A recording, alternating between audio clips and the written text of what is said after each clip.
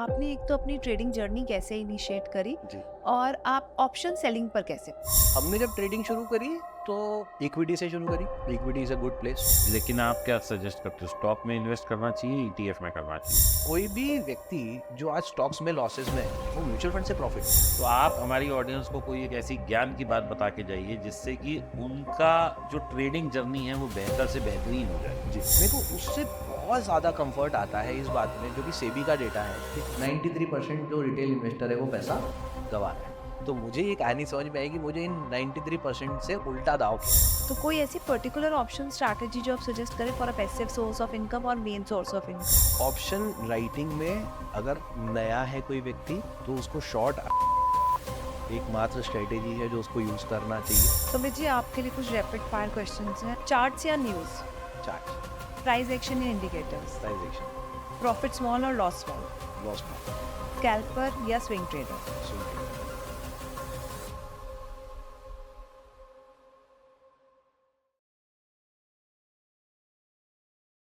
नमस्कार दोस्तों, स्वागत है आपका एक नए एपिसोड ऑफ डीप टॉक्स में। दोस्तों, जैसा कि आप जानते हैं, डीप टॉक्स मतलब बातें पैसों की, बातें गहराइयों की।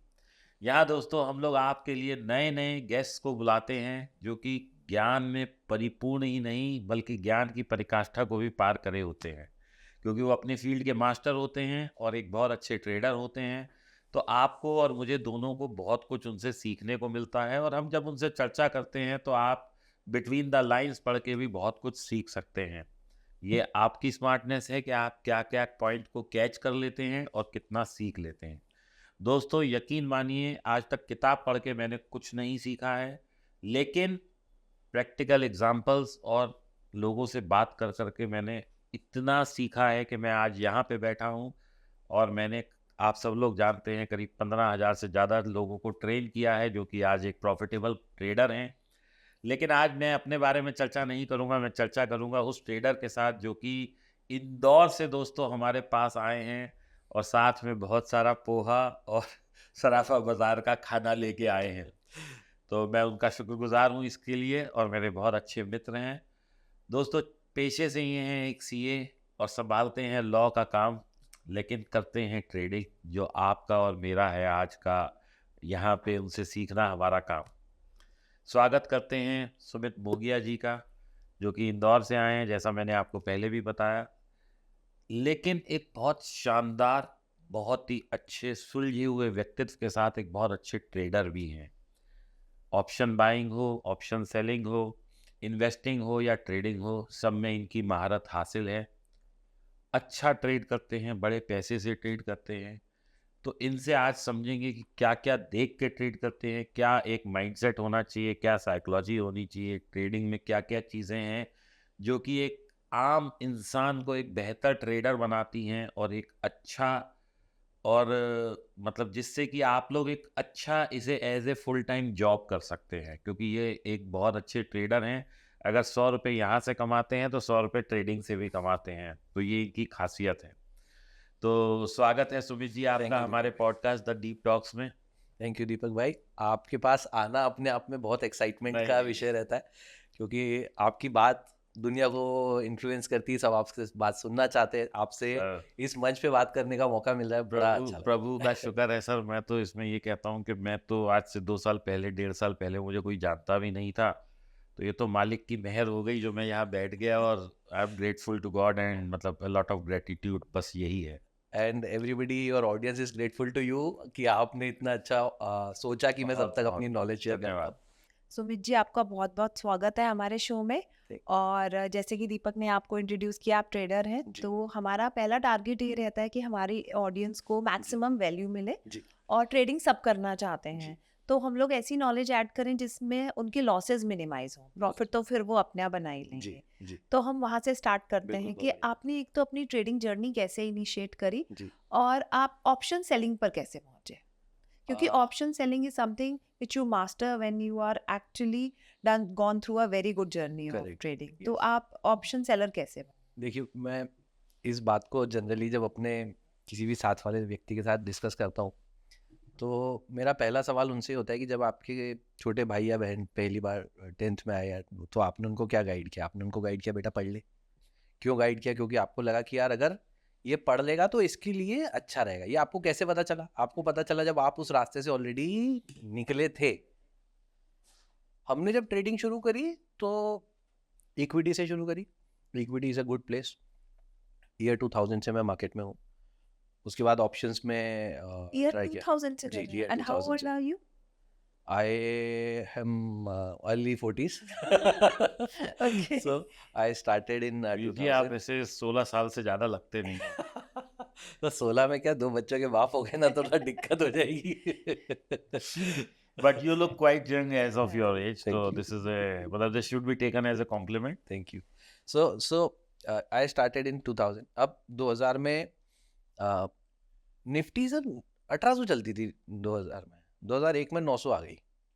अब 900 की जर्नी आज हम 26,000 देखते हैं, ऑल टाइम हाई पे अब निफ्टी खड़ी है। तो इस जर्नी में बहुत सारी चीजें हमको सीखने के लिए मिली। आज अगर मैं किसी से बात करना चाहूंगा कि उसको क्या करना चाहिए, मैं एकदम श्योर हूं, जो मैं मेरी गलतियों से सीखा हूं मैं उसकी बात कर रहा हूं। इक्विटी से स्टार्ट करना चाहिए। इक्विटी में मतलब शेयर खरीदने नहीं जाना है, क्योंकि शेयर खरीदने में क्या होता है, आप पिक कर रहे हो। जब आप पिक करोगे आप गलती करने की प्रोबेबिलिटी हाई है। तो आपको स्टार्ट करना चाहिए कोई भी इंडेक्स फंड से। जब भी आपको इंडेक्स फंड में पैसा लगाओगे उसके बाद आपको सोचना चाहिए यार इंडेक्स फंड अगर मेरे को अच्छा कमांड हो गया, मेरे को एक डिसेंट रिटर्न आने लग गया है, तो स्टॉक्स में इन्वेस्टमेंट से शुरुआत करना चाहिए। फिर मन करता है कि नहीं यार अभी मेरे को और एक्सपोजर लेना है, मैं हायर रिस्क लेना चाहता हूँ, तो स्टॉक ट्रेडिंग पे जाना चाहिए। इसके बाद उसको जाना चाहिए ऑप्शन सेलिंग पे, ना ही कि बाइंग। क्योंकि सबसे डिफिकल्ट काम है ऑप्शन बाइंग। ऑप्शन बाइंग से पैसा बना, क्योंकि 100 में से 80, 85, 90 दिन जो है वो सेलर के, और वो जो 10 दिन है बायर के, वो 10 दिन आइडेंटिफाई करना, उस पेशेंस के साथ वेट करना एक बिगनर के लिए बहुत डिफिकल्ट है। तो आज अगर मेरे को किसी को सलाह देनी है तो मैं हर हालत में ये सलाह दूंगा कि ऑप्शन सेलिंग पहले सीखो, फिर ऑप्शन बाइंग करने के बारे में सीखना। अगर ऑप्शन सेलिंग करते हुए 4-6 महीने हो गए, साल भर हो गया, फिर जाना आप ऑप्शन बाइंग करना सीखना, आप सच में पैसा बना पाओगे बाइक से। बट ये शुरू तो नीचे से ही होता है। शुरू तो नीचे से हो, हमेशा you start with investing in ETF। अगर आपने ETF से पैसा लगाना शुरू किया तो ही ये जर्नी इस रास्ते पे चल पाएगी। अभी आज आप हजारों ट्रेडर्स को ट्रेन कर चुके हैं, आप हजारों ट्रेडर्स से मिलते हैं। उसकी पहली इच्छा ये कि मैं किसी तरीके से आज जो 20,000 रुपये लगा रहा हूँ कल सुबह 2 लाख हो जाए। आज जितने भी हम देखते हैं लोगों को, जितने भी बड़े बड़े नाम बने, उन सबकी पहली रील जो वायरल हुई वो कौन सी थी? उनकी रील यही वायरल होती है कि यार मैंने 20,000 से कैसे 2 लाख बनाए, कैसे मैंने 50,000 से 1 करोड़ बनाए। तो वो लोगों को बहुत ज़्यादा लुभावना लगता है, लेकिन वो इस बात को भूल जाते हैं कि इस रील के बनाने से पहले के जो 15 साल उसने लगाए हैं उसका क्या होगा। वो बात एकदम ही गायब हो जाती। तो मेरा एकदम क्लियर सोचना है कि अगर बाइंग में सक्सेसफुल होना है तो पहले सेलिंग में एक्सपर्ट बनना पड़ेगा, फिर बाइंग में सक्सेस मिलेगी। सुमित, एक चीज़ है कि हम लोग सब ट्रेडिंग में ही हैं जी। And we have taken all odds and even, और आप जी। तो मेरे ख्याल से 2000 से बता रहे हैं। जी। तो you have seen all the Ups and downs. And all the profit and loss cycles of the market. और ये बात आपको भी अब तक समझ आ गई, मुझे भी समझ आ गई, और हमारी ऑडियंस को भी समझ आ गई कि कहीं पे भी इंडेक्स खरीद लो वो ऊपर आ ही जाता आ ही है, जाता है। क्योंकि देश हमारा प्रोग्रेसिव है। बहुत जी। और अभी तो इंडिया में बहुत ग्रोथ स्कोप हाँ जी, है। जी। जैसे हर्षद मेहता ने 92 में कह दिया था कि भैया अब तो इंडिया का टाइम आ गया। जी। तो वो टाइम तो अभी चल रहा है, मैं समझता हूँ 30-35 साल और चलेगा, क्योंकि यहाँ ग्रोथ स्टोरी अभी रह गई है बहुत। यस, बहुत सारी है। जी। अभी तो मतलब अगर मैं स्टॉक मार्केट की बात करूँ तो 6% लोग भी ट्रेड नहीं करते, तो ये अभी और करेंगे। ग्रोथ आनी है। डिजिटलाइजेशन की मतलब I am thankful to Modi government के आज एक सब्जी वाला भी पैसा डिजिटल मोड से ले रहा है। जी। तो हम लोग एक्सपैंड कर रहे हैं, मतलब ओवरऑल एक्सपेंशन हो रहा है। बिल्कुल ठीक बात है। अब हम वापस से आते हैं निफ्टी या इंडेक्स पे। जी। तो ये बात तो सबको पता है कि भैया निफ्टी में आज इन्वेस्ट कर दो, देर सवेर पैसा बन जाएगा। जी। ये आपको भी पता है, हाँ जी। मुझे भी पता है। जी। अब जहां आपने कहा कि 20,000 के 2 लाख कैसे बनाने हैं, जी। क्या ये वास्तविकता में कभी बनते हैं? पहला सवाल। जी। अगर कभी गलती से बन जाए जी। तो क्यों फिर लोग करोड़ों का नुकसान ले लेते हैं? मेरा दूसरा उसी का ही पीछे सवाल। जी। और तीसरा, एक सेबी और या एनएससी जो भी है उसका डेटा कहता है 93% लोग लॉस में हैं। जी। Option traders. Option traders. जी। ठीक है, अब ये बात भी सबको पता है। जी। तो क्यों नहीं लोग सेलिंग करते और क्यों सब बाइंग में जाके लॉस करते हैं? तो क्या वो ग्रीड है? या वो कुछ ऐसा मार्केट में चुंबक लगाए कि आओ भैया पैसा दे जाओ? देखिए, मार्केट जो है, लोग बहुत आजकल बहुत ज़्यादा कॉन्सेप्ट सुनने में मिलता है कि स्मार्ट मनी होता है, लिक्विडिटी होती है, आपको लिक्विडिटी के हिसाब से ट्रेड करना चाहिए। बहुत नॉर्मली आजकल हम सुनते हैं, पर लिक्विडिटी का सही मतलब तक नहीं आता अभी लोगों को लगता है खाली स्टॉप लॉस का मतलब लिक्विडिटी है, जो कि 100% इनकरेक्ट एक्चुअली लोगों को लगता है वो लिक्विडेशन होता है है। कि हमारे सुपड़ा कहाँ साफ हो रहा है, मैं उसको लिक्विडेशन ही मैं कहता हूँ, आपका सुपड़ा ही साफ होना है, क्योंकि जब आपकी पोजीशन लिक्विडेट होगी अकाउंट में कुछ बचेगा ही नहीं। बचेगा ही। अब स्टॉप लॉस लगाने को लोग लिक्विडिटी मानते हैं, जबकि एक, जैसे आपने बोला, बहुत अच्छी आपने एग्जांपल दिया कि निफ्टी जो हमें पता है कि सिर्फ ऊपर ही जानी है। मैं सेम स्टोरी गोल्ड के लिए बोल सकता हूँ। हाँ बिल्कुल। है ना। अब गोल्ड में मेरे एक फ्रेंड है इंदौर में, उनका ट्रेडिंग स्टाइल बहुत सिंपल है। उन्होंने बोला मुझे सिर्फ और सिर्फ बाइंग करनी है, मुझे सेलिंग करना ही नहीं है। वो क्या करते हैं, एक लेवल पे बाय कर लिया, थोड़ा नीचे आया और तो बाय कर लगता है लिया, और बाय कर लिया, और averaging। नीचे आ गया और बाय कर लिया। मैं ऐसे ट्रेड मॉडल से बहुत ज़्यादा घबराता हूँ, लेकिन उनके लिए वो 100% काम करता है। उसका कारण है, जब बाजार नीचे आ रहा है तो मैं तो स्ट्रेस में आ गया, अरे तो इतने पैसे लग रहे, इतने पैसे लग रहे हैं। उनको पता है लिक्विडिटी जितनी बाजार में मेरे को जितना पैसा मार्जिन के रूप में देना है मेरे पास रखा है, और वो उस पैसे के दम पे ये गेम खेल रहे हैं। उनको भी पता है कि यार 1.25 लाख का सोना 90,000, 50,000, 60,000 नहीं आएगा। मेरा इसमें दूसरा स्टैंड है। जी। मैं जब लोगों को सिखाता हूँ और जी। कोई आदमी कहता है जी मैं तो सीख ही नहीं पा रहा, हाँ तो मेरा कहना ये है कि एक पंजाबियों में कहावत है, जिसके पल्ले दाने उसके कमले भी सियाने। हाँ जी, हाँ जी। यानी कि जिसके पास पैसा पैसे है हाँ जी, उसका बच्चा कुछ मर्जी करे वो सियाना ही है। सही बात जी। ठीक है ना। तो मेरा कहना ये है कि आप आज मान लो गोल्ड का एग्जांपल जी, लेते हैं, जी। अभी गोल्ड 1,30,000 चल रहा है एग्जांपल के तौर जी, पे। जी। तो 1,30,000 चल रहा है और आपको उसकी मार्जिन कितनी देनी है, 2 लाख रुपए हाँ या जी, 2.5 लाख रुपए, correct। यही मार्जिन हाँ, है yes, एमसीएक्स में। yes। तो 2 लाख रुपए आप वो दे दीजिए और 25 से 30% की उसकी गिरावट दे दीजिए। सब पैसे संभाल के रख लो बस उसमें। मतलब उतना पैसा डाल दो। हाँ। अगर आपको क्या है 2.5 लाख रुपए तो मार्जिन दे दो और साथ में 3 लाख रुपए और दे दो, यानी 5, 5.5, यानी कि 13 लाख के सौदे के आधे दे दो आप। जी, जी, जी। अब आप शांति से बैठ जाओ, नीचे कभी नुकसान 20%, हो ही नहीं सकता क्योंकि है। आपकी पोजीशन साइजिंग इतनी प्रोटेक्टेड है, क्योंकि आपने रिस्क को मैनेज कर लिया। और अगर मान लो कहीं लाख एक रुपए और डालने पड़ जाए तो हेजिटेट मत करो, लॉस मत लो, क्योंकि सोना ले रहे हो यार, तोरी लौकी थोड़ी है जो पेरिशेबल है, गल जाएगी। अगर आप सोने पे भी ट्रस्ट नहीं कर रहे तो फिर किस पे करोगे? बिल्कुल ठीक बात। तो मैं एग्जैक्टली वही बात बोल रहा था कि जब मार्केट इतना तेज है तो इंसान पैसे क्यों नहीं बना पा रहा, क्योंकि उसने अपने फंड मैनेजमेंट को समझा ही नहीं है। उसको सिर्फ ये पता मार्केट तेज है मैं खरीद लेता हूँ। उसको रातों रात बड़ा खेल करना है। वो बड़ा खेल करने के चक्कर में वो जो पोजीशन बना लेता उसके कारण इसका स्ट्रेस है। मैं एक छोटा सा एग्जांपल देता हूँ दीपक भाई।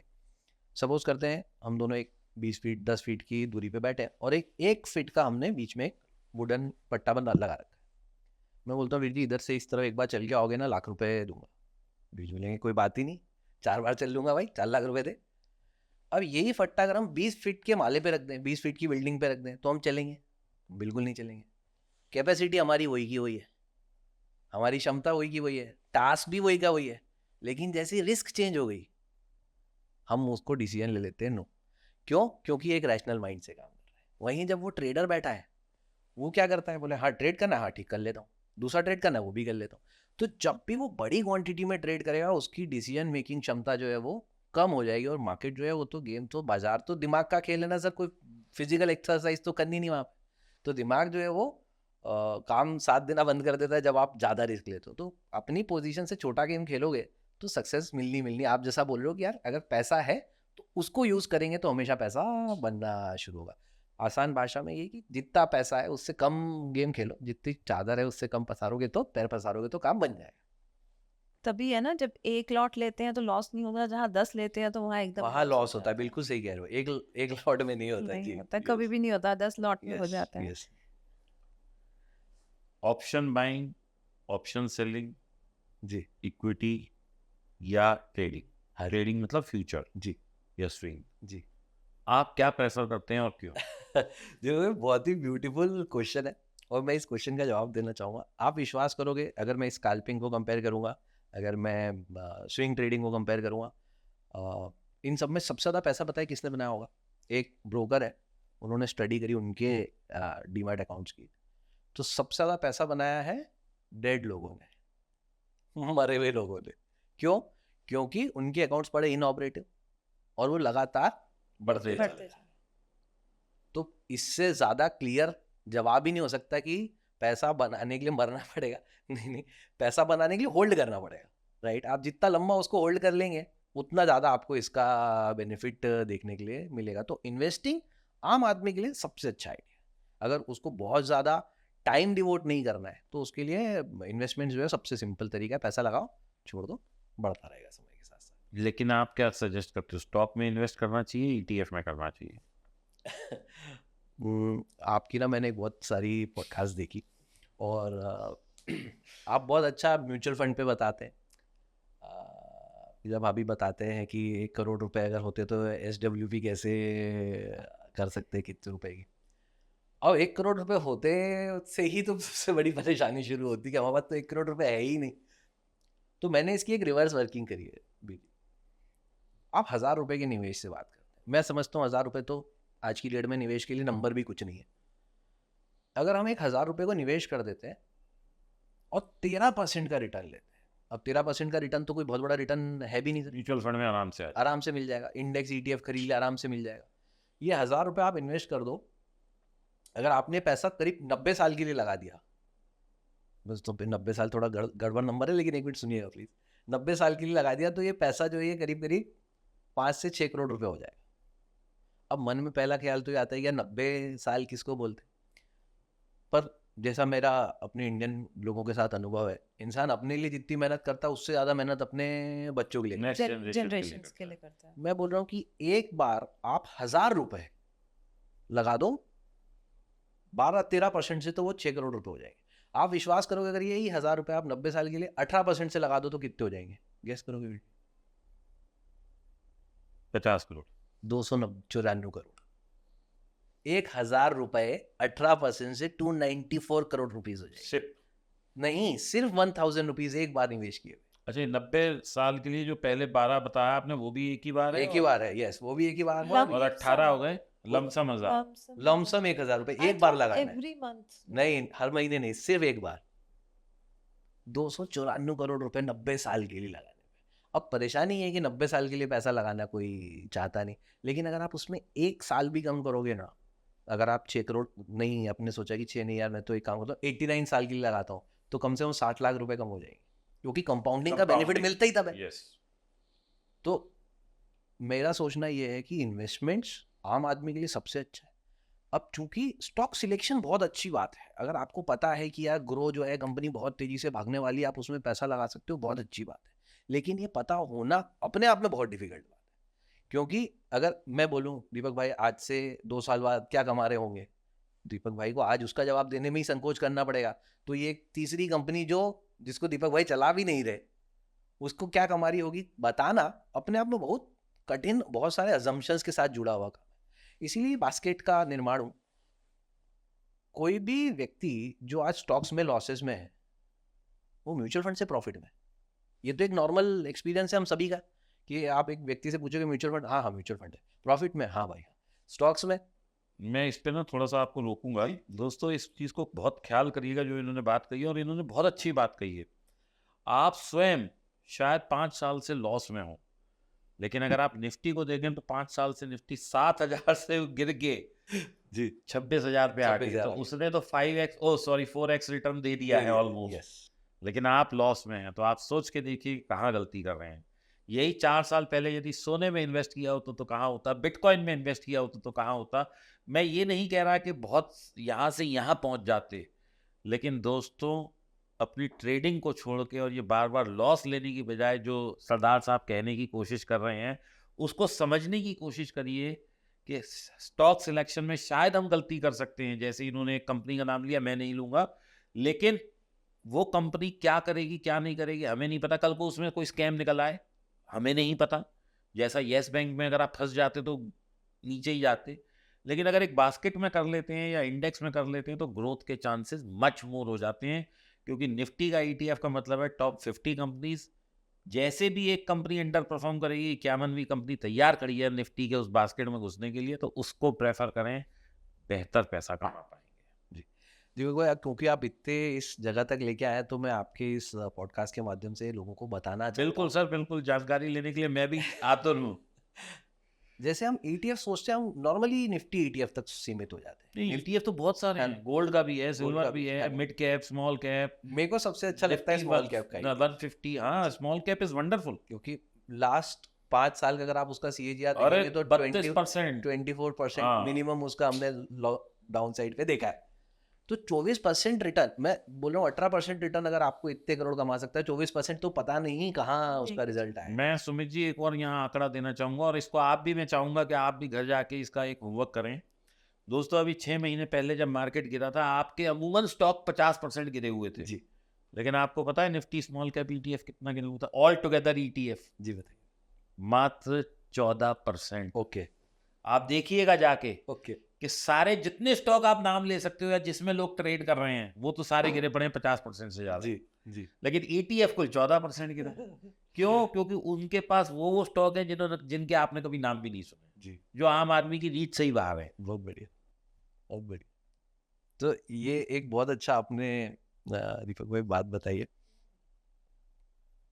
मैं इस क्वेश्चन को भी आपके साथ डिस्कस करता हूँ। आप एक बार सोचिएगा कि जब इतने सारे लोग, सबको पता है बाजार तेज है, तो फिर लॉस कैसे हो सकता है? फिर तो लॉस होना ही नहीं चाहिए। तो मेरे एक फ्रेंड है, रजत नाम है उनका, उनसे जब भी मिलोगे वो हमेशा बोलते हैं कि भाई मेरे तो मार्केट में पनौती है मैं जब भी कोई शेयर खरीदता हूँ वो गिर जाता है। तो मैंने एक दिन उनसे पूछा, मैंने चल भाई अब तू खरीदना, मैं पुट खरीद लूंगा, बता क्या करना है तो हमने शेयर्स, उन्होंने बैठ के सिलेक्ट किए, मैं साथ में ही बैठा हूँ। उन्होंने 5 शेयर सिलेक्ट किए, बोले यार ये 5 शेयर है, मुझे लगता है ऊपर जाएंगे। मैंने बहुत बढ़िया, लगाओ पैसे किस में लगाने।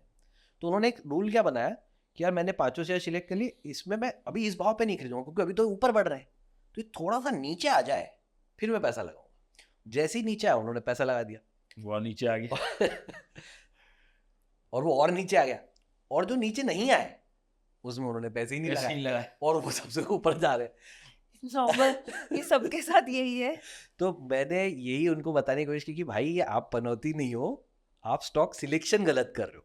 जो इतनी गिरावट के बाजार में जो शेयर नहीं गिरा वो मजबूत है ना, उसमें पैसा लगाओ। आप सस्ता ढूंढने की कोशिश क्यों कर रहे हो? तो सस्ता के चक्कर में वो गिरता हुआ शेयर खरीद लेते हैं और वो और नीचे और नीचे चला जाता है। तो इतने बुलिश मार्केट में होने के बावजूद भी लोग पैसा नहीं बना पा रहे उस बाजार से। चलिए सुमित जी, ये तो हुई जनरल बातें मार्केट की।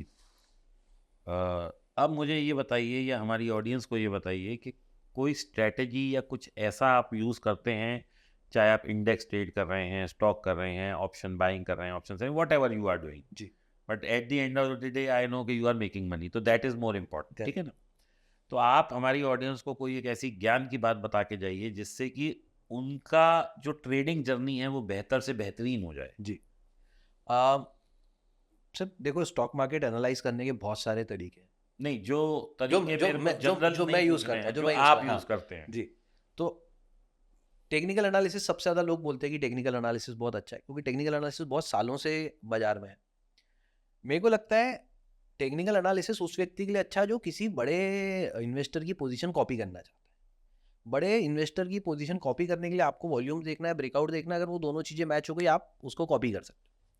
मेरे को उससे बहुत ज़्यादा कंफर्ट आता है इस बात में, जो कि सेबी का डेटा है कि 93% जो रिटेल इन्वेस्टर है वो पैसा गंवा रहा है। तो मुझे ये कहानी समझ में आई कि मुझे इन 93% से उल्टा दाव खेलना है। तो कहने की बात ये कि जहाँ ये 93% लोग पैसा लगा रहे हैं, मुझे वहाँ से पैसा लेना है, उनको पैसा उनके साथ मिलके लगाना नहीं। और ये बात एनालाइज करने के लिए मेरा सबसे फेवरेट टूल है ऑप्शन चेन, इसको मैं यूज़ करता हूँ। और मेरा बहुत सिंपल फॉर्मूला है। मैं हमेशा से एक बात को क्लियरली मानता हूँ कि किसी भी जगह पे अगर ओपन इंटरेस्ट बढ़ रहा है, वो बहुत स्ट्रॉन्ग रेजिस्टेंस या बहुत स्ट्रॉन्ग सपोर्ट के रूप में काम करेगा। इसका मैं आपको लॉजिक भी शेयर कर देता हूँ। तो सपोज करते हैं निफ्टी अभी चल रही है 20,000, ठीक है। अब मैंने 20,500 पे देखा कि 5 करोड़ कॉल बाइंग हुई। कॉल सेल होंगे सर? नहीं, कॉल बाइंग हुई। रिटेलर बाय करता है कि सेल करता है? नहीं, जो वो डेटा होता है ओपन इंटरेस्ट वो का। तो ओपन इंटरेस्ट का, तो वो होता है ना, सेलिंग का डेटा होता है। नहीं, वो तो हमेशा से दोनों का मिला के एक नंबर आएगा ना। अगर आप कोई कॉन्ट्रैक्ट खरीदोगे तो ही तो मैं कोई कॉन्ट्रैक्ट बेचूंगा। राइट। तो जो नंबर है वो तो बायर और सेलर दोनों का मिला के ओपन इंटरेस्ट का बढ़ना मतलब दोनों का रुचि बढ़ रही है उसमें। मैं ये बोलना चाहता हूँ कि सपोज 20,000 पे निफ्टी चल रही है, 20,500 पे कॉल में बहुत ज़्यादा ओपन इंटरेस्ट बढ़ गया, इसको हम यहाँ तक रुकते हैं, सपोज करते हैं 5 करोड़ ओपन इंटरेस्ट वहाँ पे आ गया। अब निफ्टी अगर 20,500 एक बंद होती है, सिर्फ ₹1 ऊपर, तो कॉल बायर्स को ₹1 का फायदा, क्योंकि 500 के ऊपर बंद हुई, ₹1 भी ऊपर बंद हुई तो उनको ₹1 तो मिलेगा। मतलब सेलर की जेब से 5 करोड़ रुपए जाएंगे और बायर को 5 करोड़ रुपए मिलेंगे। और अगर वो ₹2 ऊपर बंद हो गई तो 10 करोड़ रुपए। इतना लंबा लॉस सेलर नहीं लेता। ये लॉस जनरली किसको लगता है? ये लॉस जनरली बायर को लगता है। इसलिए मैं हमेशा से ये बात नोट करता हूँ कि जिस भी लेवल पे, जिस भी स्ट्राइक प्राइस पे ओपन इंटरेस्ट बहुत ज़्यादा बढ़ गया है, वो वाला लेवल क्रॉस नहीं होगा। अगर वो कॉल वाली साइड बढ़ गया, मतलब निफ्टी चल रही 20,000 और 20,500 पे बहुत ज़्यादा कॉल हो गई, बहुत ज़्यादा कॉल का ओपन इंटरेस्ट हो गया, तो 20,500 का लेवल क्रॉस नहीं होगा। उसी तरीके से अगर 19,300 पे पुट में बहुत ज़्यादा ओपन इंटरेस्ट हो गया तो निफ्टी 19,300 के नीचे नहीं जाएगी। तो जो लोग बिल्कुल स्टार्ट में ऑप्शन राइटिंग करना चाहते हैं, जो शायद सबसे पहला सबके दिमाग में आता है कि यार जोड़ा बना दो, जोड़ी बना दो, उसको बेच दो, मतलब 20,500 की कॉल बेच दो, 19,300 की पुट बेच दो, अच्छी स्ट्रेटेजी कर सकते हैं। मैं पर्सनली डायरेक्शनल करता हूँ उसे ट्रेड। मतलब अगर आज मुझे लग रहा है कि निफ्टी ऊपर जाएगी तो मैं पुट बेचूंगा, मुझे लगता है कि आज अगर निफ्टी नीचे जाएगी तो मैं कॉल बेचूंगा, और मैं इसको हमेशा सिर्फ और सिर्फ पेयर ट्रेड करता हूँ। मतलब लोग एक वर्ड यूज़ करते हैं हेजिंग, राइट। हेजिंग अगर आप कोई भी बुक उठा के देखोगे तो वो क्या बोलती है? हेजिंग बोलती है कोई भी एग्जिस्टिंग पोजीशन की रिस्क कम करने को हेजिंग बोलते हैं। लेकिन अगर मैं दोनों पोजीशन साथ में बना रहा हूँ तो एग्जिस्टिंग पोजीशन तो थी नहीं, तो ये हेजिंग जो वर्ड है वो वहाँ गलत आता है। सही वर्ड है पेयर ट्रेडिंग। तो पेयर ट्रेडिंग करने में ही हर ऑप्शन सेलर सिर्फ पेयर ट्रेडिंग करता है, कोई भी नेकेड ऑप्शन राइटिंग करता ही नहीं है, कितनी भी बड़ी डेस्क क्यों ना हो, कितना भी छोटा ऑप्शन राइटर हो। नहीं मतलब आप जो है कॉल भी बेचते हो, पुट भी बेचते हो, या कॉल बेच के कॉल खरीदते हो? कॉल बेच के उससे आउट ऑफ मनी वाला कॉल खरीदते। चलो वो हेजिंग ही हो गई, हम कंफ्यूज नहीं करते जनता को। ठीक है। मतलब दोस्तों ये क्या करते हैं, क्रेडिट स्प्रेड बना लेते हैं, 100 वाली बेचते हैं, 50 वाली खरीद लेते हैं, आप ऐसे समझ लो, या 50 वाली बेचते हैं तो बस 5 वाली खरीद। बिल्कुल ठीक बात है, ऐसे बोल सकते हैं। मतलब बिल्कुल ही रखते हैं ना Easy पब्लिक रखते के हैं, लिए। yes, yes, इंश्योरेंस कर दी ना इन्होंने जो हाँ। ट्रेड लिया उसका। हाँ, एक दोस्तों रिस्क अपनी इन्होंने मिटी है। इंश्योरेंस भी कर दिया और अपने पैसे पे मल्टीप्लायर भी लगा लिया। जो काम 2 लाख में हो रहा था वो अब 70,000 में हाँ, हो गया। ये 50,000 भी कर- 50। मतलब कम बजट में इंश्योरेंस का काम। यस। तो इससे लेकिन दोस्तों आपको एक चीज मैं बता दूं, हेजिंग का मतलब ये नहीं होता कि लॉस नहीं होगा। हेजिंग का मतलब ये है कि लॉस सीमित होएगा। कुछ लोग समझते हैं कि मैंने हेज कर लिया तो मेरा तो अब लॉस ही नहीं होगा। हेजिंग का मतलब ये कभी नहीं है। हेजिंग का मतलब ये है कि आपका अनलिमिटेड लॉस से लिमिटेड लॉस में आ गए आप। जी, ठीक है जी, चल बहुत बढ़िया।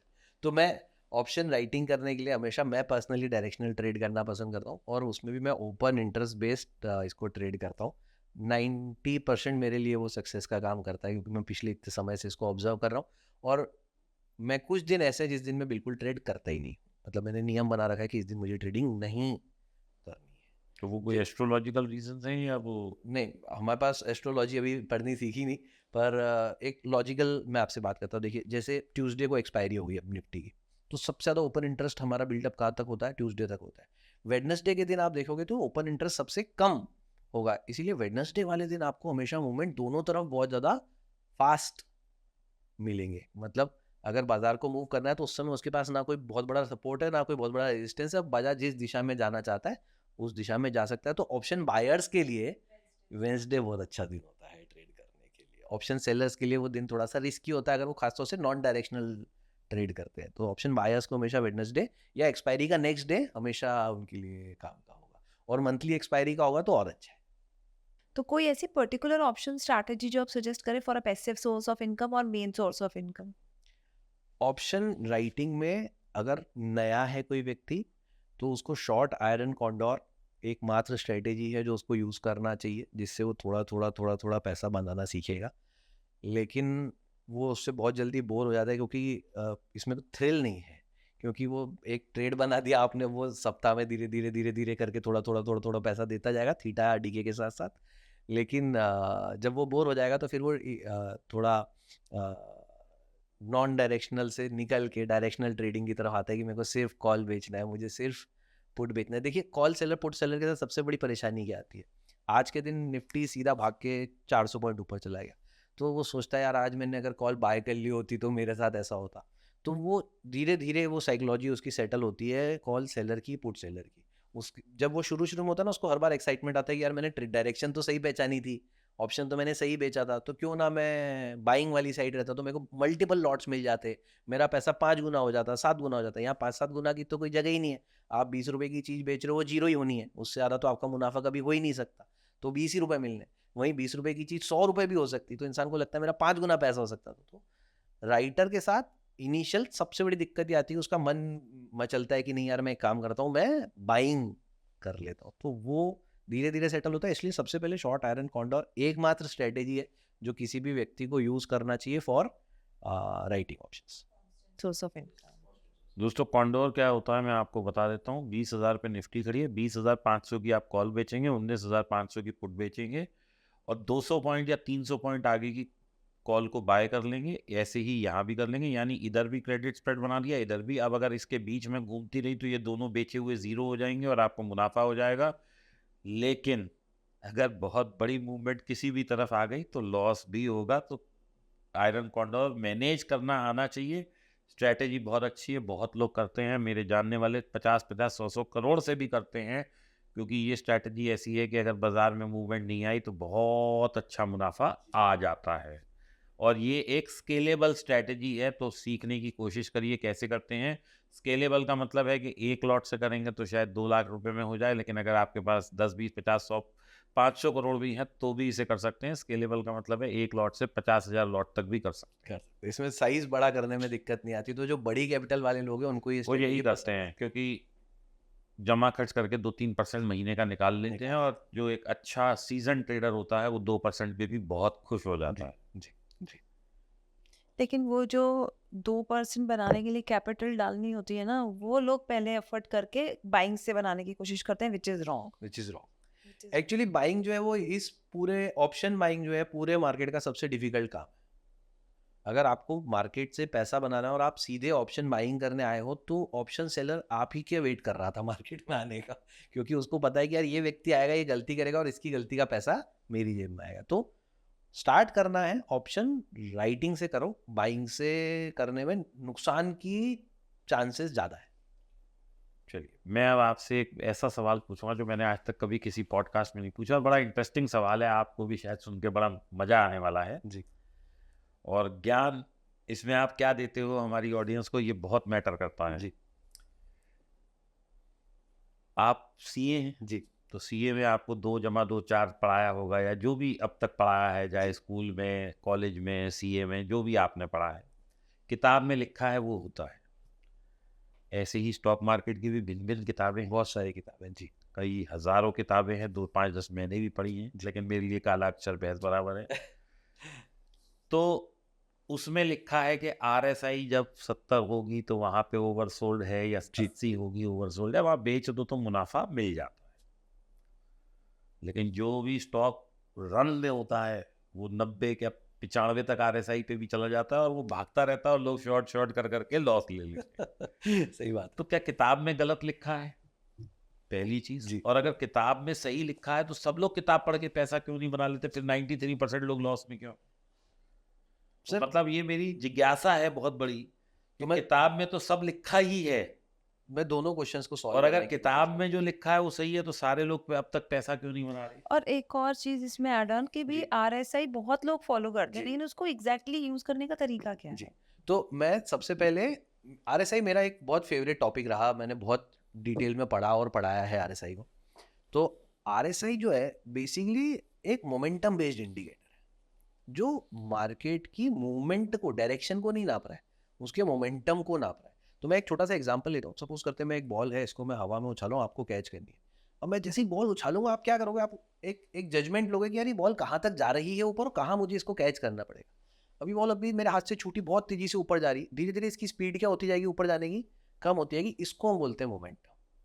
आरएसआई इसको स्टडी करता है, इसीलिए वो लीडिंग इंडिकेटर है। बाजार अभी जा तो ऊपर रहा है, लेकिन उसके ऊपर जाने की गति जो है वो कम हो गई, इसीलिए इसको मोमेंटम इंडिकेटर बोलते हैं। अब आमतौर पर मैं यहाँ से, सपोज करते हैं दिल्ली से मैं बॉम्बे जा रहा हूँ कार से, मैं ऐसा मानता हूँ कि 120 की स्पीड अगर मैंने कर ली है तो ये हाईएस्ट है या काफ़ी ऊपर आ गया। यहाँ से नीचे यानी ऊपर जाने के चांसेस कम है।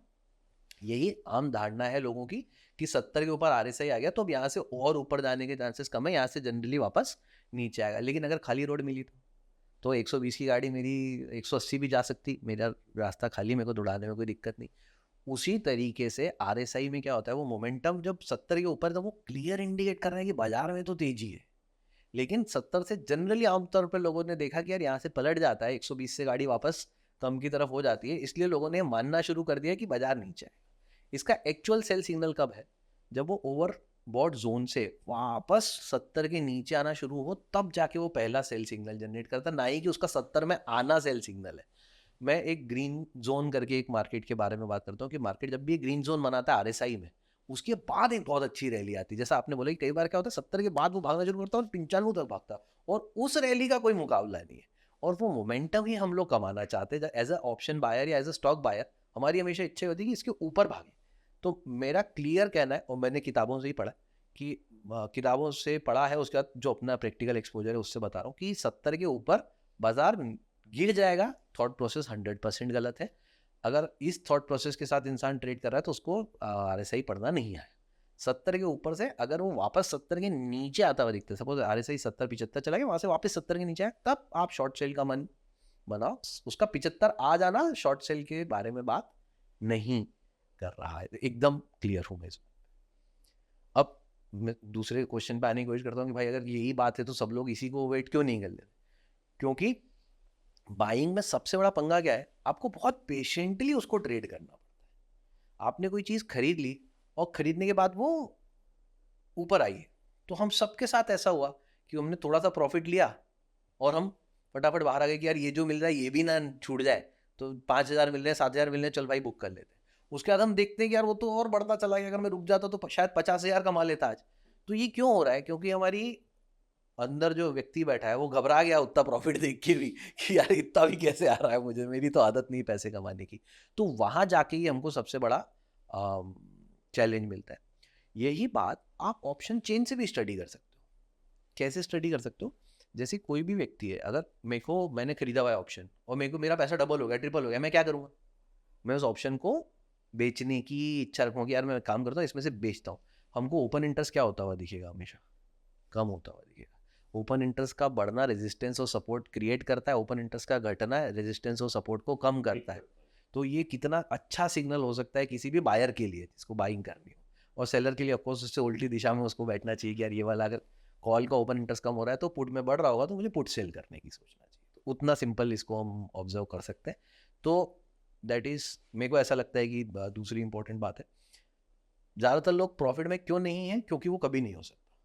वो इस मार्केट का रूल ही है कि वो बाजार सामने वाले का पैसा लेने ही आया। एक एग्जाम्पल के लिए सोचते हैं, आप एक ट्रैफिक में जा रहे हो और आपने देखा है लाइन लगी हुई है, फास्टैग की टोल क्रॉस करना है, लाइन लगी हुई है। आप कौन सी लाइन में जुड़ने की कोशिश करोगे? जो लाइन आपको दिखा है सबसे छोटी लाइन है, आप उसमें घुसने की कोशिश करोगे, यार मैं इसमें घुस जाता हूँ ताकि मैं तो जल्दी निकल जाऊँ। और अगर आपके देखा देखी वहाँ 5-7 गाड़ियाँ और आ गई तो वही लाइन लंबी हो गई। वही प्रॉब्लम आती है ऑप्शन ट्रेडिंग के साथ भी और स्टॉक ट्रेडिंग के साथ भी। तो जब ज़्यादातर लोग एक तरफ आ जाते हैं, मार्केट उस दिशा में चलना बंद कर देता है और मार्केट हमेशा ऐसे ही चलेगा, इसका कोई और इलाज नहीं है। तो आपको हमेशा उस 7% में आने की कोशिश करना है इन 93 से निकल के, यही एक तरीका है इसमें पैसा बनाने का। सुमित जी, अभी जैसे मार्केट अपने लाइफ टाइम हाई पे है ऑलमोस्ट, तो क्या ये टाइम सही है एंटर करने का या थोड़ा वेट करना चाहिए? बिकॉज कोई भी, आज मैं भी हूँ तो मैं भी कंफ्यूज होंगी ना कि मैं इतने हाई पे बाय तो कर लूँ, लेकिन अगर यहाँ से फॉल आई तो एक अच्छी फॉल आएगी, तो उसका क्या सॉल्यूशन है? एज एन इन्वेस्टर हमेशा fund management is more important then trading. आप जैसे बोलते हो ना कि time in market is more important then timing the markets, right? आप जितना ज़्यादा समय बाजार में रहोगे उतना ज़्यादा आप पैसा इसमें बनाओगे। अब मैं एक एग्जांपल लेता हूँ, सपोज आपके पास आज कहीं से 10 लाख रुपए आए, आप वेट करते हो कि नहीं मैं तो बाजार के नीचे आने का वेट करूंगी और तब ये 10 लाख रुपए इन्वेस्ट करूंगी। तो कई बार कैसा होगा कि बाजार नीचे भी आएगा, हम लोगों को लगेगा कि यार अभी तो और नीचे आना है। आमतौर पर ऐसे ही होता है, कोई भी स्टॉक गिरता है हमको लगता है यार इसको और नीचे आने देते हैं, फिर पैसा लगाते हैं और वो तुरंत पलट के वापस ऊपर चले जाता है। और जो हम पकड़ लेते हैं गलती से दोस्तों, वो क्या होता है, वो यस बैंक बन जाता है। 600 वाला 400 पे लिया, 400 वाला 200 पे लिया, 200 वाला 100 पे लिया और अब 6 रुपए आ गया। इनफैक्ट मैंने ये देखा है जैसे कहीं से खतरनाक है, फियर खतरनाक है। तो ग्रीड और फियर से भी ज्यादा खतरनाक है एक्साइटमेंट। जैसे अगर कोई व्यक्ति है वो एक्साइटमेंट में आके ट्रेड कर रहा है ना कि हाँ अब तो ये मौका मिला है मेरे साथ, तो अब ये होने वाला है, बहुत ज्यादा चांस है कि उस व्यक्ति को लॉस हो जाए।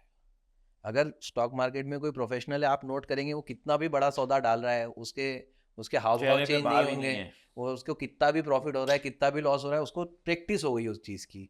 तो वो जो एक्साइटमेंट है वो समय के साथ ही गायब होगा। वो कभी भी एक साथ हम नहीं एक्सपेक्ट कर सकते कि वो एकदम तुरंत उसको आ जाएगा, सीखने मिलेगा।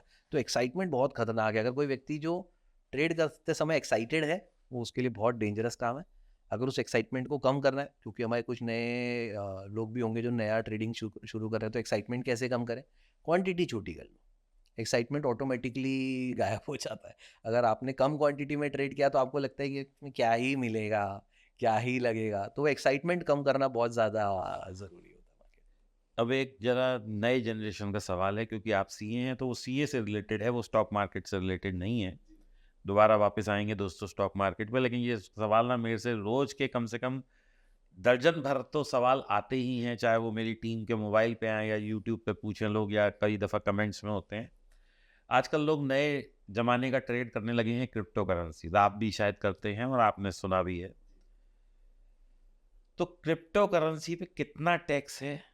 स्पॉट पर है या ट्रेडिंग पर है? क्योंकि ट्रेडिंग वाला अभी शायद क्लियर नहीं है कि उसको 30 लेंगे या बिजनेस इनकम में आएगा।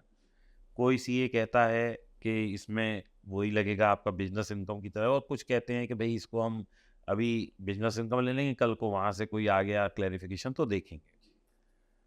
आपकी क्या राय है, या क्या आपका एक्सपर्ट ओपिनियन है इस बात पे? थोड़ा सा रोशनी डालिए। क्रिप्टो में स्पॉट पे 30% टैक्सेशन वो का तो नियम है, सबको पक्का पता है उसमें कोई, और वो लॉस सेट ऑफ नहीं होगा लॉस आपका सेट ऑफ नहीं प्रॉफिट होगा। से। ये प्रैक्टिकली एक लॉटरी के जैसा उन्होंने टैक्स लगाया। सपोज करते हैं मैं रोज एक एक लॉटरी खरीदता हूँ और आज से 100वें दिन मेरी लॉटरी खुलती है, मेरी 1 करोड़ की लॉटरी खुली, लेकिन इस चक्कर में मैं 5 लाख रुपए खर्च कर चुका हूँ, तो उनको इस 5 लाख से कोई लेना देना नहीं हो, तो 100 उस पे 1 टैक्स करोड़ दे पे दो, पूरा मतलब। पैसा ले लेंगे। तो यही नियम इनका इसमें, जिससे ये क्लियरली समझ में आता है कि सरकार इसको एज अ स्पेक्यूलेशन देखती है, सट्टा या लॉटरी जैसा देखती है। अब इसके फ्यूचर्स जो ट्रेड होते हैं उसकी बात कर लेते हैं। तो फ्यूचर्स पे करंटली हमारे इंडिया में एक कॉमन राय है, जो कि एक ग्रे मार्केट राय है। इसके ऊपर आईसीआई का कोई गाइडेंस नोट नहीं है जहाँ पे वो ये बोले कि यार हम क्लियरली बोल रहे हैं कि इसको बिजनेस इनकम में मानना चाहिए, पर आमतौर पर चार्टर्ड अकाउंटेंट इसको बिजनेस इनकम में दिखा रहे हैं कि एक बिजनेस इनकम है और बिजनेस इनकम के अंतर्गत इसको ट्रीट किया जाना चाहिए। इसका मतलब ये है कि आपका जो भी पर्सनल प्रॉफिट लॉस है उससे वो एडजस्ट हो सकता है। हो सकता है जी। अच्छा, अब मान लीजिए कल को गवर्नमेंट कहती है या सरकार कहती है कि नहीं जी हम तो इसे नहीं मानेंगे, इसमें जितने ट्रेड प्रॉफिट के हैं उस पर तो टैक्स दे दो, और जो लॉस के हैं वो तो लॉस है। एक्चुअली सर यहाँ पे ना एक बहुत टेक्निकल बात है, क्योंकि जितने भी लोग एक्सचेंज पे काम करते हैं वो बोलते हैं कि हम भी फ्यूचर ट्रेड कर रहे हैं। जो फ्यूचर है उसको सेबी के डेरिवेटिव सेगमेंट में डिफाइन किया गया। जब डेरिवेटिव में डिफाइन किया गया तो उसमें लिखा अंडरलाइन कौन कौन सी होंगी, तो उसमें कहीं पे भी क्रिप्टो को नहीं डिफाइन किया गया। तो ये जो फ्यूचर वर्ड है, मतलब अगर मेरे को अंडरलाइन के, अगर मैं निफ्टी फ्यूचर ट्रेड कर रहा हूँ तो अंडरलाइन निफ्टी है, तो सिक्योरिटीज की डेफिनेशन में लिखा है कि अगर कोई शेयर है, कोई सिक्योरिटी है, तो उसका डेरिवेटिव हो सकता है। अगर कोई सिक्योरिटी नहीं है तो फिर डेरिवेटिव कैसे होगा? तो अभी जब तक क्रिप्टो को सिक्योरिटी के रूप में नहीं जाना गया तब तक उसको डेरिवेटिव के रूप में नहीं माना जा सकता। ये एक तलवार है जो कभी भी इस इन्वेस्टर्स के ऊपर गिर सकती है कि भाई साहब आपने इसको डेरिवेटिव माना तो माना क्यों? क्यों? क्योंकि ये तो सिक्योरिटी की डेफिनेशन में नहीं आता। तो नहीं, फ्यूचर्स लेकिन एंड ऑप्शंस, बिटकॉइन का अगर हम फ्यूचर ट्रेड कर रहे हैं तो बिटकॉइन तो है ना, एग्जिस्ट तो करता है। मैं वो बोल रहा हूँ, वो बिटकॉइन आज सिक्योरिटी के रूप में रिकॉग्नाइज नहीं है ना हमारे नहीं, एक्सचेंज जो में। हम स्पॉट में कर रहे हैं वो तो वो भी बिटकॉइन हो सिक्योरिटी गया। के रूप में अच्छा, सिक्योरिटी के रूप में। वो उन्होंने उसको पीडीए करके डिफाइन किया ना, उन्होंने उसको एक डिजिटल असेट के रूप में डिफाइन किया, उन्होंने सिक्योरिटी के रूप में उसको डिफाइन नहीं किया। जैसे मैंने एक आर्ट खरीद ली, एक पेंट खरीद लिया, नहीं, लेकिन जैसे हम क्रूड ऑयल करते हैं, जी, तो वो सिक्योरिटी के रूप में डिफाइंड है। अच्छा वो सिक्योरिटी के रूप में डिफाइन। उसको सेबी ने सिक्योरिटी के रूप में माना है कि ये सिक्योरिटी है, लेकिन क्रिप्टो को उन्होंने सिक्योरिटी के रूप में डिफाइन नहीं किया है, और इसके कारण से उसके ऊपर लगने वाले सारे इंस्ट्रूमेंट डेरिवेटिव नहीं हो सकते। ये एकमात्र तलवार है जो सच में एक क्रिप्टो ट्रेडर के ऊपर सही में लटकती है। अगर कल को इस बात को लेके कोई टेक्निकल क्वेश्चन उठता है, इसका जवाब किसी भी क्रिप्टो ट्रेडर के पास नहीं होने वाला। तो दोस्तों सतर्क रहिए, कॉशन रहना कभी नुकसानदायक नहीं हो सकता, और कुछ नया सीखने को मिलता है, ये भी एक सीख है। तो जो भी आप ट्रेड करें, क्योंकि आपकी कई 100,000 करोड़ की टर्नओवर है क्रिप्टो में, मुझे पता है, क्योंकि एक बिटकॉइन ही 1 करोड़ का है आज की तारीख में। और लोग क्या करते हैं, सबसे बड़ा इजी मुझे तो दुख है कि 5 लाख में पूरे 2-2 5-5 बिटकॉइन ट्रेड कर रहे हैं, तो आप सोचो आपकी टर्नओवर कहाँ जा रही है। तो अगर सरकार ने गाज गिरा दी कहीं गलती से, तो जो प्रॉफिट के ट्रेड है वो सारे टैक्सेबल है 30% से, और जो लॉस के ट्रेड है वो तो लॉस आपका है, वो तो उसमें तो कुछ है ही नहीं। तो तो ये ऐसा है कि सरकार आपसे प्रॉफिट में पैसा लेने के लिए तो आएगी, लेकिन लॉस में आपके साथ खड़ी नहीं होगी। दीपक भाई, आपने बिल्कुल सही इसको कंप्लीट किया है। मैं 100% अग्री करता हूँ कि इंसान को थोड़ा इसको जानकारी रखते हुए ही ट्रेड करना चाहिए। पर एक मेरा पर्सनल ओपिनियन है कि जब इतने सारे लोग एक जैसा मान रहे होते हैं तो सरकार पास्ट इफेक्ट से उसके ऊपर चार्ज नहीं करती। ऐसा मेरा एक जनरल एक्सपीरियंस है कि पहले तुमने जितने भी सौदे कर दिए सबके सब पे टैक्स भरो, ऐसा नहीं करती है आमतौर पर। देखिए, गोइंग अभी forward it is a grey area, it is हो अ ग्रे। सकता है कि हमारे फेवर में डिसीजन आ जाए, हो सकता है हमारे अगेंस्ट आ जाए, क्योंकि अभी देखिए क्या होता है, मेरा ऐसा मानना है, और मेरी कई लोगों से बात भी है, सरकार को सब पता होता है कि आम जनता क्या कर रही है, क्या क्योंकि कर उनके पास सारा डेटा होता जी। है। लेकिन अगर कोई आदमी ये सोचता है ना, नंबर 1 नंबर 2 कर रहा हूँ, या मैं ये कर रहा हूँ, तो वो बस सरकार मान लो कि आंख बंद करके बैठी है, एक एक आंख सरकार ने ऐसे बंद कर रखी है, लेकिन हम ये सोचे कि उन्हें तो कुछ पता ही नहीं है और हम ही समझदार है, तो ये बेवकूफ़ी है। Cameras are everywhere. हाँ, यस यस। ऊपर वाला सब देख रहा है। सुमित जी, हमने मार्केट हाई की बात कर ली, हमने ऑप्शन सेलिंग की बात कर ली, अब हम मार्केट क्रैश की बात करते हैं। जब भी मार्केट में क्रैश होता है, से फॉर एग्जांपल अभी मैं गोल्ड सिल्वर मान लो सिल्वर में क्रैश आ गया, तो उस टाइम क्रैश में exit is better, holding is better, और या नई एंट्री करना बेटर है? देखिए, मेरा ऑनेस्ट ओपिनियन इस पे ये है कि अगर आप किसी शेयर में एंटर करे हैं और अगर आपको उस शेयर के फंडामेंटल्स पता हैं क्लियरली, तो ये आपके लिए बहुत अच्छा काम कर सकता है, एवरेज करना या होल्ड करना। लेकिन अगर आपने उस शेयर के बारे में नहीं जाना है, तो जैसे मैं दीपक सर ने अभी तक कम से कम 5-6 बार एग्जांपल दे दिया कि यस बैंक जैसी स्थिति हो जाएगी कि गिरना शुरू हुआ तो गिरता ही चला बट गया। इतनी डिटेल में हम कैसे स्टडी करें as a common man? Yes Bank भी कोई छोटी मोटी कंपनी कंपनी तो नहीं थी थी, नहीं। बिल्कुल ठीक बात। भाई, आप जो बैंक है, अगर आज मान लीजिए पीछे जैसे HDFC बैंक में ही कुछ प्रॉब्लम निकल आई से फॉर एग्जांपल, जी और उसमें इतना मेजर क्रैश आ गया, जो कि आया भी है जी। 1-2 बार, तो क्या करा जाए? देखिए, अगर किसी फ्रॉड के कारण क्रैश आता है तो ये तो एकदम अलर्ट होने वाला साइन है। मैं दो केसेस यहाँ पे नोट करता हूँ। एक, अब चलिए कंपनी का नाम हम अवॉइड करते हैं। एक कंपनी है जिसकी मार्केट कैपिटलाइजेशन है 3,000 करोड़ की, और उसके ऊपर GST का नोटिस आ जाता है 20,000 करोड़। तो बेकार ही है तो। क्या इस कंपनी के शेयर के साथ क्या होना चाहिए? इस कंपनी का शेयर धराशायी हो जाना चाहिए, ज़मीन में घुस जाना चाहिए, जीरो का हो जाना चाहिए। बस ये लोग इतना भी नोट नहीं करते। वो कंपनी का शेयर 6,000 करोड़ से कंपनी 3,000 करोड़ की रह गई, लेकिन आज भी वो कंपनी बदस्तूर चल रही है, जबकि उसके ऊपर 20,000 करोड़ का GST का नोटिस आया हुआ है। उसी की बजाय एक कंपनी है जिसकी मार्केट कैपिटलाइजेशन है 60,000 करोड़, उसके ऊपर 1,000 करोड़ का नोटिस है, और वो कंपनी की वैल्यू जो है वो 30% डाउन हो जाती है। तो ये जो अपॉर्चुनिटीज़ है, अगर इतनी सी चीज़ एक नोट करने में आ जाए, तो मुझे लगता है कि ये बाजार में स्मार्ट इन्वेस्टर्स को पैसा देने के लिए काफ़ी है।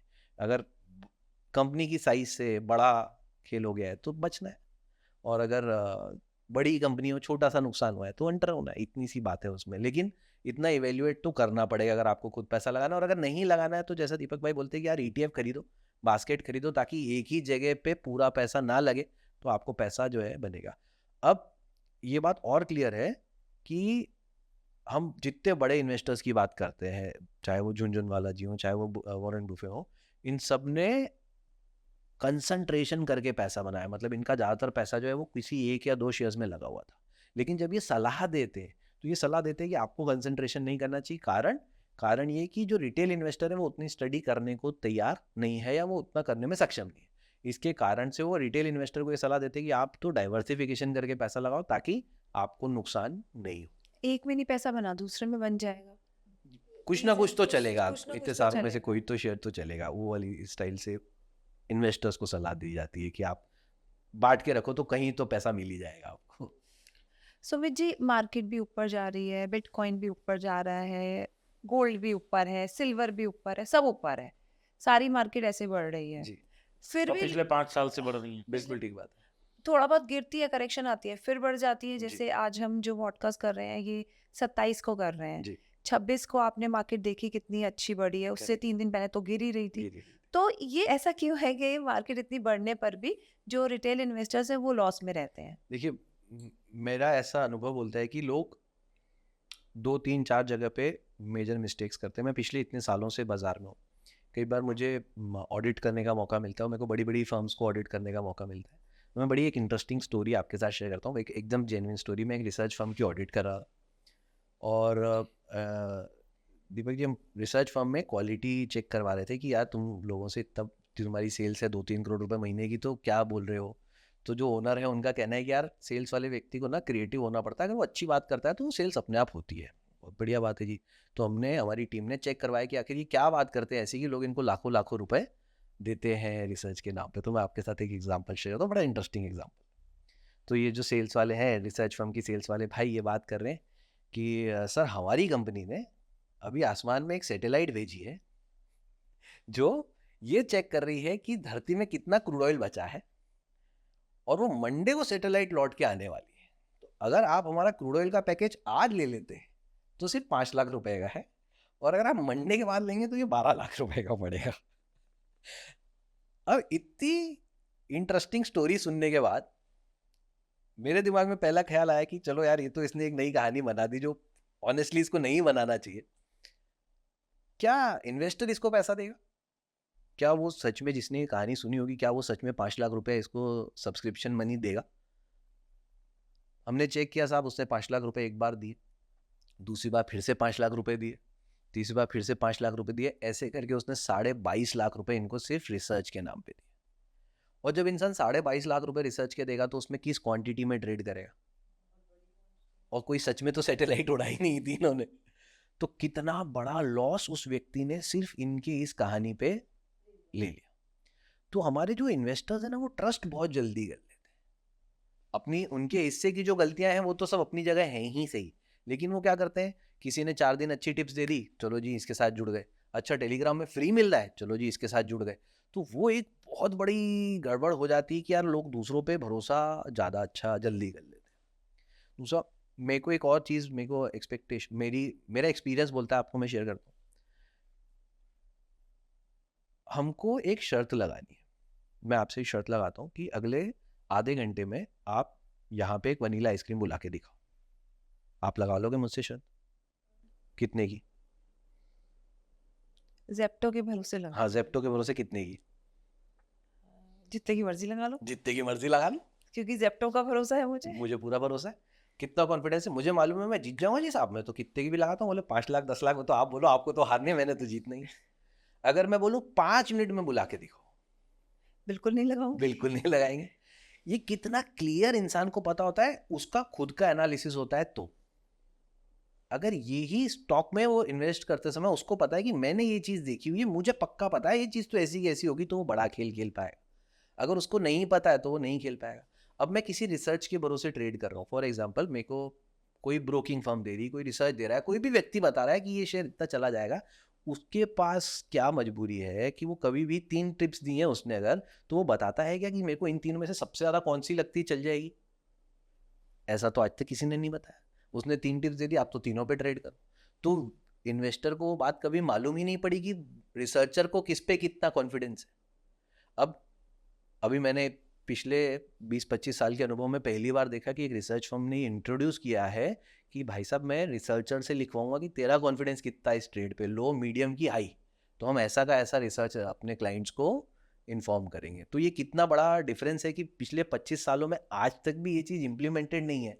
तो जब हम ये शर्त लगाने की बात पे इतनी क्लियरली समझ पा रहे हैं कि जब मुझे कॉन्फिडेंस ज़्यादा हो तो मुझे बड़ा गेम खेलना है, और जब मेरे को कॉन्फिडेंस नहीं हो तो मुझे गेम नहीं खेलना है, ये मैसेज उस रिटेल इन्वेस्टर तक आज भी नहीं पहुंच रहा है कि यार रिसर्चर को किस पे कॉन्फिडेंस है। अच्छा एक चीज़ और है दीपक जी, सपोज करते हैं मैंने आपसे रिसर्च की, आज 20,000 रुपये की सर्विस ले ली, और 20,000 रुपये में 20 दिन ट्रेडिंग किया है। आज आपको लग रहा है बाजार नहीं आ रहा है यार समझ में, दीपक जी कोई भगवान तो है नहीं, उन्होंने बोला यार आज नहीं आ रहा बाजार समझ में। आप मुझे फ़ोन पे बोल सकते हो कि सुमित जी मैंने आपसे 20,000 रुपये लिए हैं, आज के 1,000 रुपये जो आपने दिए मैं आपको टिप्स कोई नहीं दूंगा, क्यों? क्योंकि मुझे समझ में नहीं आ रहा। बोल ही नहीं सकते। आपकी एज अ रिसर्चर मजबूरी है कि कुछ तो भेजूं। तो इन चक्कर में आके क्या होता है, जो इन्वेस्टर है उसकी रिलायंस तीसरे किसी व्यक्ति के ऊपर है। उसको 100% ये ध्यान रखना है कि मेरे को किसी और के ऊपर ध्यान नहीं रखते हुए खुद में वो कैपेसिटी बिल्डिंग करनी है कि मैं डिसाइड कर रहा हूँ, मेरे को तीसरे व्यक्ति से नहीं चाहिए कोई भी चीज़। जिस दिन वो वर्कआउट होना शुरू हो जाएगा, लॉसेस मार्केट ऊपर जाने में नीचे जाने में दोनों तरफ बंद हो जाएंगे। सुमित जी, सबको शॉर्टकट मनी चाहिए ना, टिप आई और कर दी आगे फॉरवर्ड, जी या आई और वो यूज कर ली, जी और अपनी रिसर्च में टाइम कौन लगाए, वो वाली बात है। हाँ, तो या तो टाइम लगा लो या पैसा जाएगा। पैसा जाएगा, उससे बेटर है टाइम टाइम दे दीजिए। दे दीजिए। आपके पास पैसा ज़्यादा है या टाइम ज़्यादा है, पहला क्वेश्चन अपने आप से ये पूछना चाहिए हमको कि अगर मेरे पास टाइम ज़्यादा है तो उस टाइम को निवेश करूं। क्योंकि आजकल जो ऑडियंस है, आजकल जो इन्वेस्टर्स हैं, उनकी एज बहुत कम है, तो ये उनके लिए बहुत अच्छा मौका है कि आपका जो समय है उसको आप कोई भी एक कंपनी को स्टडी करने शुरू करो, आपको ऑटोमेटिकली उस कंपनी के ऊपर कमांड बन जाएगी। दीपक सर, अगर मैं एक ही कंपनी का शेयर कसम खा लूँ कि मैं तो सिर्फ ये कंपनी ट्रेड करूंगा, फॉर एग्जाम्पल रिलायंस, कि मैं सिर्फ रिलायंस में ट्रेड करूंगा अगले साल भर, क्या साल भर बाद मेरे को रिलायंस की चाल समझ में आने लगेगी? बिल्कुल। बिल्कुल। इतनी सिंपल सी बात है, लेकिन वो अडॉप्ट करने में पूरा साल भर का पेशेंस नहीं है। अब जैसे मैं ट्रेड करता हूँ, मैं सिर्फ बैंक निफ्टी ट्रेड करता हूँ। मेरी तो स्क्रीन पे आप किसी भी चीज़ में देखो, बैंक निफ्टी के अलावा मुझे कोई, आप मेरे से पूछो जी निफ्टी कहाँ चल रही है, मुझे पता ही नहीं। लेकिन आप मेरे से पूछो बैंक निफ्टी कहाँ तक जा सकती है, क्या जा सकती है, कैसे जा सकती है, क्योंकि मैं पिछले 7 साल से मेरी स्क्रीन पे बैंक निफ्टी के अलावा कुछ है ही नहीं। तो ये एक कितना अच्छा लेसन हो सकता है हमारे इन्वेस्टर्स के लिए कि अपना एक छोटा सा ट्रेडिंग यूनिवर्स बना लें, 5 शेयर का, 10 शेयर का, कि इन 10 शेयर के बाहर मेरे को कुछ और देखने नहीं, मेरी झोपड़ी अच्छी, आपको आपका महल मुबारक। बस। सुमित जी, इसमें मैं अपने फादर इन लॉ को प्रेज करूंगी। जी। उनके अपने 15-20 स्टॉक हैं, जी सारे बड़े बड़े नाम। हाँ वो क्या करते हैं, उनका बड़ा सही सिस्टम है, जो सबसे ज्यादा गिरा हुआ है उसको बाय करते हैं, और जी। जो सबसे ज्यादा बढ़ा हुआ है वो सेल करते हैं। जी। And at this age of like 78-79 he is earning from them. Yes but उनके वो 10 फिक्स है। अगर हाँ। हमने उन्हें बता दिया कि ये कंपनी का ले लो पापा, ये बढ़ेगा, मुझे माफ करो, मैं इन्हीं में खुश हूँ। तो वो इतने पर्टिकुलर है कि वो 15-20 कंपनियां हैं, वो अपना पूरा पोर्टफोलियो उसी में घुमाते रहते ये एक प्रोफेशनल ट्रेडर की पहचान है, और एकमात्र पहचान है, वो दूसरे से टिप्स नहीं ले सकता। अगर मैं आज दीपक भाई को बोलूँ, दीपक भाई बैंक निफ्टी लगे, बोले भाई तू रहने दे यार, मैं मेरे हिसाब से करूँ। बस ये प्रोफेशनल व्यक्ति की, प्रोफेशनल इन्वेस्टर की एकमात्र पहचान है कि वो किसी और की टिप्स पे कभी काम नहीं कर पाएगा। उसको हमेशा अपनी बात पे ही ट्रेड करना है, भले उसमें फायदा हो या नुकसान हो। सर, मेरा मानना ये है, and I might be wrong, कि 93% लोग जो ये देख रहे हैं ये लॉस में हैं। सिर्फ वो एक काम करना शुरू कर दें, जी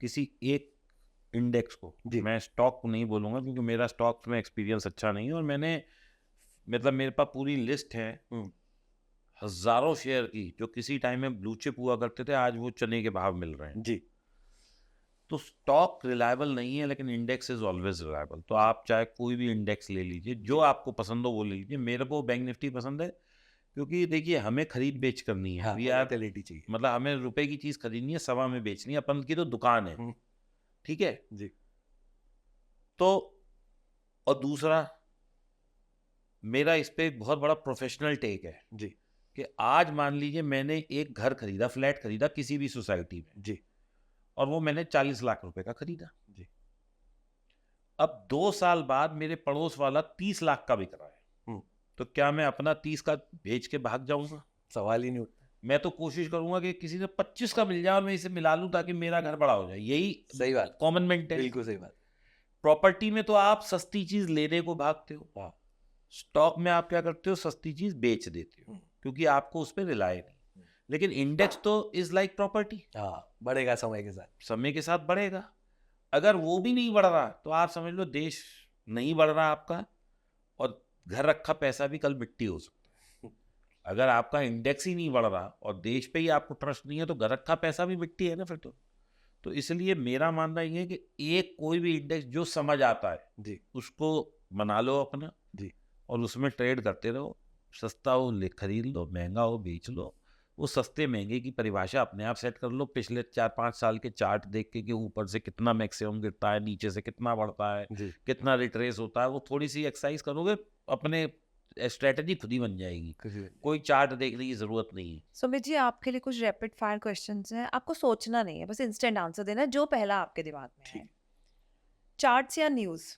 चार्ट्स, प्राइस एक्शन या indicators? Price action, profit small और loss small, loss small, scalper या swing trader, swing trading, fear ज़्यादा या ग्रीड ज़्यादा, ग्रीड ज़्यादा, स्टॉप लॉस हीरो या target hero, target hero, Monday trading या Friday trading, Friday trading, trading desk या mobile trading, trading desk, bull market ज़्यादा addictive है या बियर मार्केट में ज़्यादा अपॉर्चुनिटीज़ हैं, बुल मार्केट ज़्यादा एडिक्टिव है, फोमो या रिवेंज ट्रेड, सबसे बड़ा दुश्मन कौन है, रिवेंज ट्रेड, इक्विटी ट्रेडिंग या option trading, option trading, naked positions या hedged positions, only hedged, first entry right important या exit right important, exit right important, one big trade या 100 small consistent trades, 100 small consistent trades, trading का असली enemy market या mindset, सिर्फ और सिर्फ mindset, over confidence dangerous है या हेजिटेशन डेंजरस है, हेजिटेशन, इंडिकेटर 10 या zero indicator, zero indicator, stop loss hit या नो ट्रेड, क्या ज़्यादा दुख देता है, स्टॉप लॉस हिट हुआ या ट्रेड नहीं लिया, स्टॉप लॉस हिट ज़्यादा दुख देता है, प्रॉफिट मिस हो गया या स्टॉप लॉस हिट हो गया, कौन सा ज़्यादा इरिटेट करता है, स्टॉप लॉस हिट हो गया, ट्रेडिंग सीखना इजी है या ट्रेडिंग सिखाना इजी, नहीं ट्रेडिंग सीखना इजी है या ट्रेडिंग सिखाना इजी है या आपको ट्रेडिंग करना इजी लगता है, ट्रेडिंग सिखाना बहुत मुश्किल है क्योंकि आपके पास 10 अलग अलग तरह के लोग आए होते हैं, कोई 5 साल से है, कोई 15 दिन से है, कोई 25 साल से है, और उन सबको एक पेज पे लाके, क्योंकि अति समझदार को समझाना बड़ा कठिन है, कम समझदार को तो फिर भी समझाया जा सकता है, राइट। तो अति समझदार लोग आ जाते हैं तो उनको सिखाने में बड़ी दिक्कत होती है। बड़ी दिक्कत होती सर मैं ये दुख समझ सकता हूँ।